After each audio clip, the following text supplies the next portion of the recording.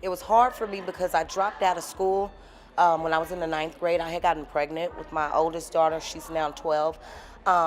And I had to get me a job. Everything was fine up until my freshman year in high school, and I started going out to nightclubs. I was sneaking in at a pretty young age. I didn't know anything about how to even be a mother. I wasn't even grown really myself. I ended up dropping out of high school. I went back to school probably about 4 years ago to try to get my GED. It just didn't happen. It kind of became accepted that I was, just a high school dropout after that. Just doing all kind of crazy, reckless things, I got in trouble with some drugs one day, and I got arrested, and they sent me to prison. Eventually, I knew that I was going to need to do something so that I could have a career. I had been playing video games for about 2.5 years, and I was really bored. I didn't leave the house. I didn't come out of my room. I was kind of depressed, and I thought, there is something else out there for me.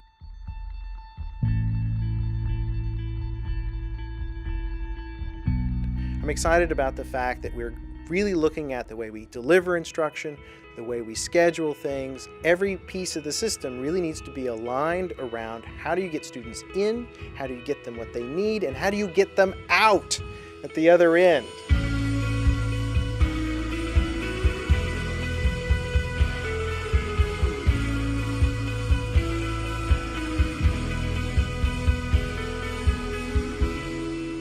We want to, and the term has been used, level the playing field, but it's not that. It's really providing students the social, cultural, and academic capital to succeed. That's really what we're doing. One of the intents of student success that really started a few years back with Achieving the Dream, an investment from Lumina Foundation in community colleges, was to really take a look at how can we make better informed decisions. For me, the Student Success Initiative has been about people. I mean, that's what's most exciting about it. It's about this whole idea of human capital and how we can really help our students and the whole community and all the stakeholders in the community through this initiative. And so even though it was born out of the idea that we were looking at something as dry as data, we recognized there were faces behind that data. And we looked at the data and we knew that we could do better. How do you get the support for someone to allow them to then take their own energy and their time and their desire to do well and to help them achieve that? What are the things that you put in place? Pretty much I had to teach myself how to do these different things, and I try to talk with people that actually have family members that went to college or people that's actually been in college for a while to try to gain resources and ideas of how to better my experience at college. Since my mom and dad has never been in college, I had to learn and go out and figure out things myself. We're looking at orientation. It's been very successful. It has been required for first-time in college students, and we're looking at requiring that for all students. I learned a lot. I learned a lot from the orientation. They actually gave us these. It's the agenda. If y'all don't have one, get you one.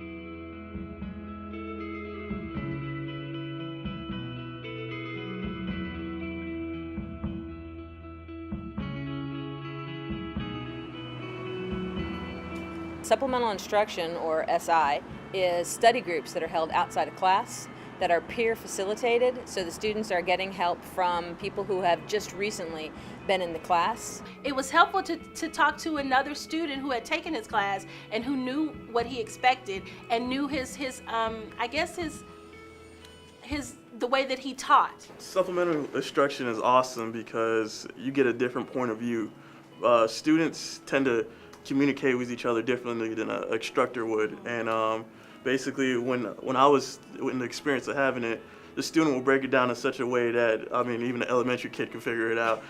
It was awesome. But when I went back to the classroom, I was prepared because I totally understood what the teacher was talking about because I can relate it to different things, and that's why I thought it was extremely helpful. And I think that the students see the SIs and that we have a dynamic in class, so they see us as a team. It's not like here's a teacher and here's the SI leader, but it's like here's a team that's here for me, and I can see them. They both care about us. They're both working together to help us. I find myself sometimes just reflecting on how much I'm actually getting from them. because you see their focus, you see their drive.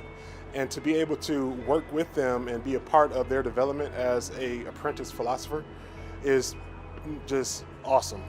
I can't even find words to really explain it. It's absolutely awesome.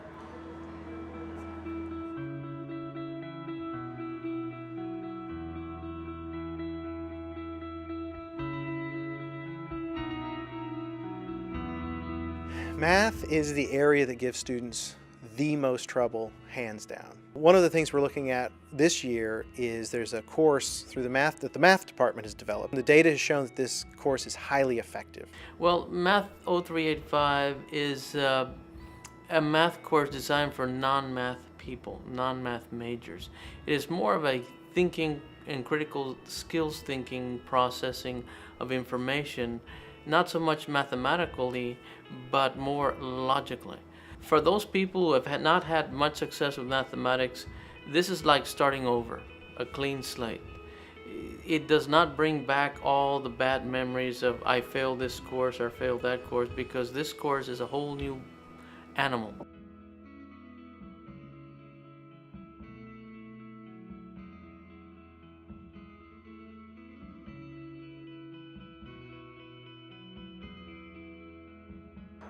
I think one of the things that's important to remember is the people who see the students every day are the faculty. And when they can get together and become learners themselves about what works, what isn't working, and what we can do about it, I think that promotes success for students and faculty and the college as a whole.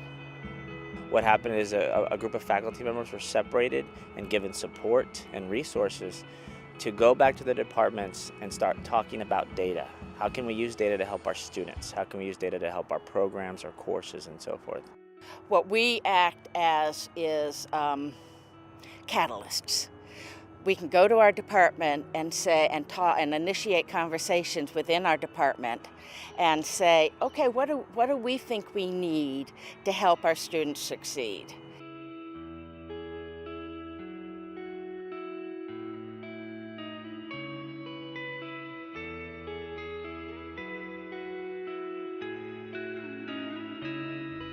And the research teaches us the more relationships a student has on the campus, the less likely they are to walk away, because they've got support systems right there in the system.